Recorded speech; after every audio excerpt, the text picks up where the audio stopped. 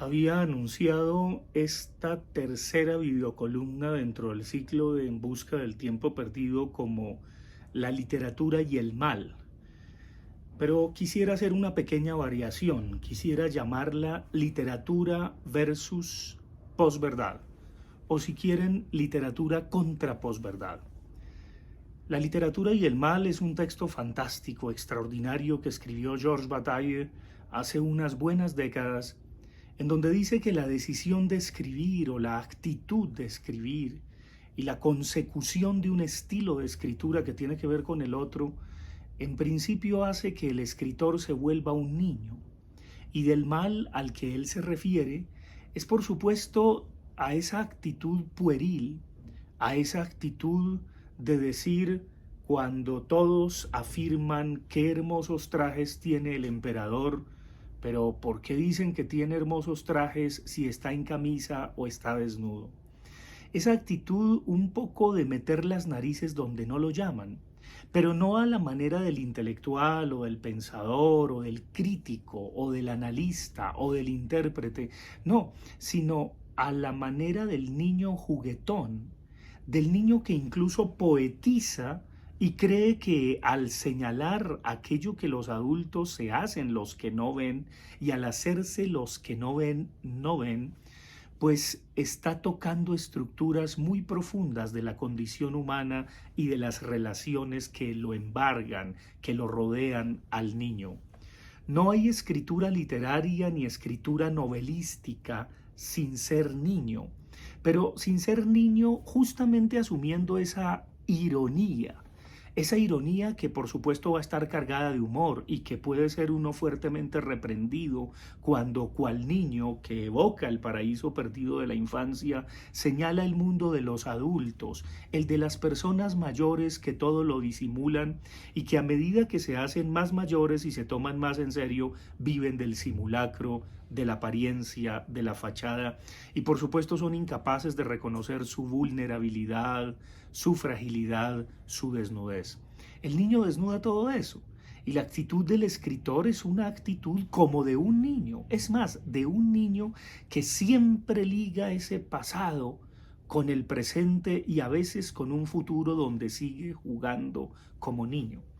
En mi novela Profesor, con signo de interrogación, señalo cómo desde los 4 años empecé a jugar a ser profesor y me estoy cansando realmente de ese juego y quiero pasar al juego de ser escritor. De ahí la decisión de escribir, máxime con lo que me ha ocurrido y que cada vez se alimenta más. Yo estoy realmente fascinado de ver cómo la extrema derecha colombiana, que no es que se haga señas con la extrema izquierda, sino que a veces se llama por teléfono,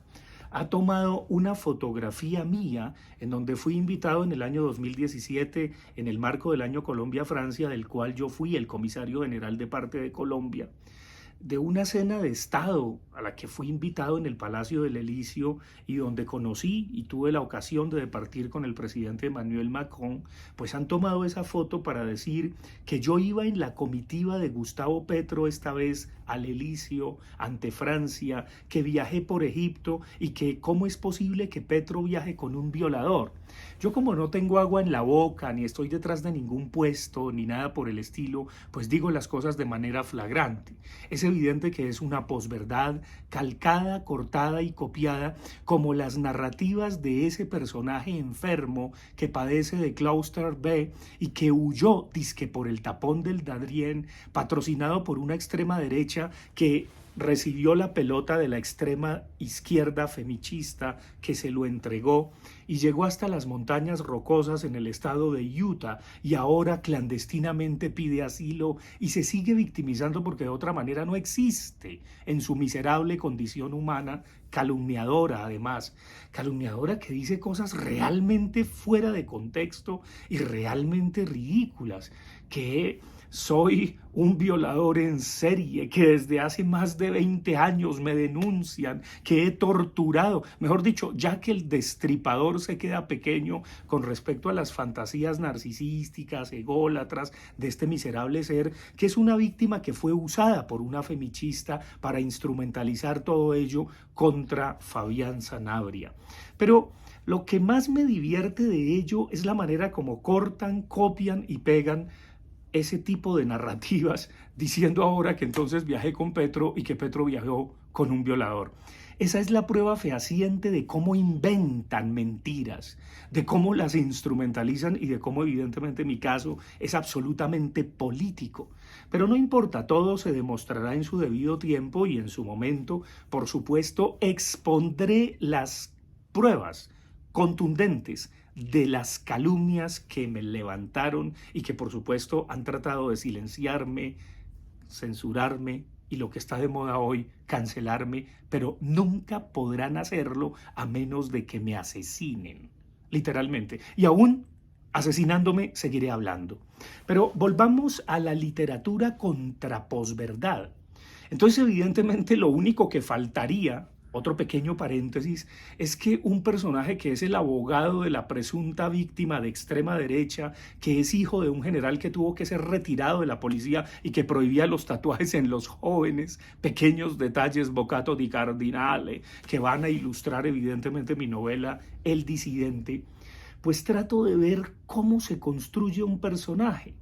Y todas las mañanas, o por lo menos cada vez que a través de mis amigos me entero de que una persona femichista, porque es más machista que el machismo que pretende contrarrestar, levanta falsos testimonios, calumnias contra mí, quiere quemarme, quiere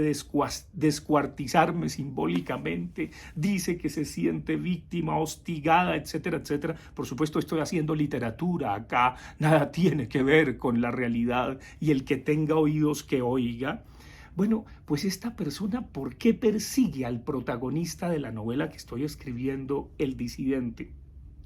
Investigándolo me di cuenta de que años atrás esta mujer se fijó en un muchacho del cual el protagonista del disidente, o si se quiere, el disidente, se enamoró y lo sedujo. Entonces nunca pudo sortear ni sublimar ese abandono. Y aquí es muy interesante tratar los celos no como un asunto ridículamente masculino, que generalmente se ha tratado así en la literatura.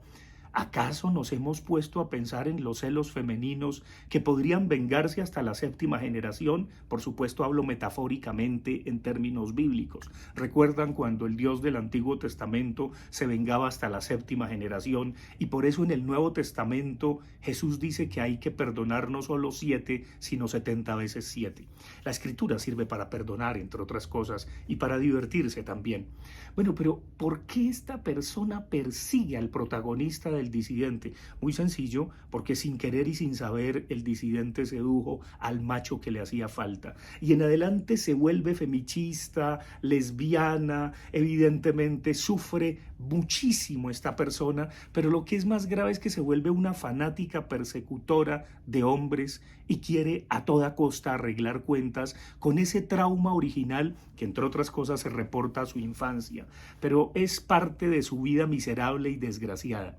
La pregunta que me hago es cómo poner eso en literatura. Esta es una explicación y en literatura y en novela no valdría así. No, hay que implicarse y hay que mostrar los gestos, los detalles, aquellas confesiones en la intimidad, no como un narrador omnisciente, sino como alguien que lo desentraña a partir de las conversaciones, de aquellas cosas que van sirviendo para atar cabos. Un poco como lo que hace Marcel Proust al construir sus personajes. Y es que evidentemente pone una cosa de unos en otros y los transviste. Hay que transvestir los personajes y ahí nos damos cuenta un poco, como diría Freud, que a lo largo de la vida nos encontramos con aquellos seres que ya estaban en nuestro inconsciente. Y hay que tratar de desentrañarlos, hay que tratar de comprenderlos, hay que tratar de quererlos también, de saber más que por qué, cómo es que actúan así, qué se les compensa en medio de sus rayones, de sus dificultades, de sus vulnerabilidades, que por supuesto todos tenemos. Creo que la única manera de decir la verdad del deseo es a través de la literatura. Cada vez estoy convencido de ello, porque una cosa es la verdad jurídica, la verdad penal, en donde se presentan unas pruebas fácticas, que de hecho las vamos a presentar, y por supuesto en la vida real, entre comillas, esperamos que el personaje de Fabián Sanabria salga absuelto y se demuestre su total inocencia. historia. Pero en literatura se puede decir, mire, la prueba fehaciente de que el personaje principal, protagonista del disidente, no violó ni agredió a nadie, es que jamás hubiera sido objeto de deseo una persona tan loca, tan rayada, tan bajita y tan fea. Eso se puede decir en literatura, y de hecho aquí, donde hago una paráfrasis literaria, lo estoy diciendo para que no me digan que estoy revictimizando a nadie, que evidentemente huyó para tratar de ser alguien y se ha valido de toda esta autorrevictimización y sigue lanzando calumnias a diestra y siniestra que me divierten de una manera extraordinaria allá desde las montañas rocosas donde lo adoptó una madrastra expulsada de la Iglesia de Jesucristo de los Santos de los Últimos Días. Cuando hablo de una madrastra es evidente de alguien que no asume sus pulsiones tampoco homosexuales. Bien, entonces eso es literatura, es tratar de encajar una cosa con otra sin temor y mostrar cómo hay una serie de relaciones que se entrecruzan y por supuesto de intereses y cómo más allá de un complot, de una cosa fríamente calculada, se van tejiendo, se van hilando esas cadenas de relación y tienen mucho que ver con lo psíquico, tienen que ver mucho con la personalidad, con el inconsciente, un poco como À l'ombre de jeunes filles en fleurs. Y ahí nos damos cuenta de qué está detrás de esto y cómo una de las cosas que más les inquieta a las femichistas y a las policías del deseo contemporáneo es justamente el deseo, y por eso lo criminalizan en los demás, porque son incapaces de reconocer sus propios huecos, sus propias vulnerabilidades, sus propios deseos, sus propias faltas. Yo los invito a ustedes a que los reconozcan, a que los pongan negro sobre blanco, a que no teman el cuerpo, a que no teman el erotismo, y cosa curiosa, que recibamos con beneficio de inventario esta tendencia que indudablemente se está volviendo muy política del wokismo, de la cancelación cultural, en donde basta con que alguien señale a otro de un acoso supuesto para que sea cierto. Claro, esto no quiere decir que no haya violencias de género, que no haya acosos, que no haya violaciones de verdad, reales. ¿Dónde están las femichistas señalando esas violencias reales? Las femichistas que no son chapinerunas, que han pretendido ascender socialmente con un arribismo monstruoso y que viven de la cooperación internacional y de captar fondos de Noruega y de Oxfam, una ONG tan prestigiosa que yo dudo mucho que patrocine una especie de policía de las sábanas de los hombres en Colombia. Pero todo esto saldrá a la luz pública y estoy fascinado